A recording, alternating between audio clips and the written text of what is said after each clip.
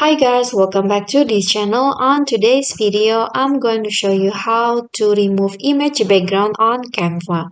So here is my Canva. I'm going to add an image first that I want to remove its background. For example,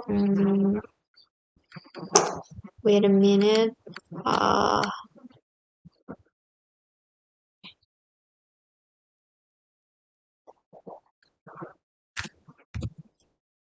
okay, so I'm going to add this image, and then what you need to do is on the toolbar above the editor, click on the edit image, and then here at the left panel you will find the BG remover or this background remover. Just click on this and then wait until the magic happen.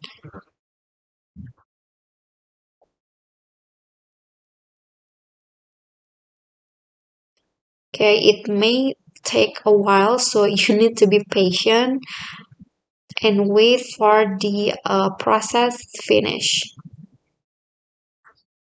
Okay, so as you can see here, the background has been removed, and you can save the video, and you can also can adjust the size of the photo. And if you want to save it, just click on share and then click on download here.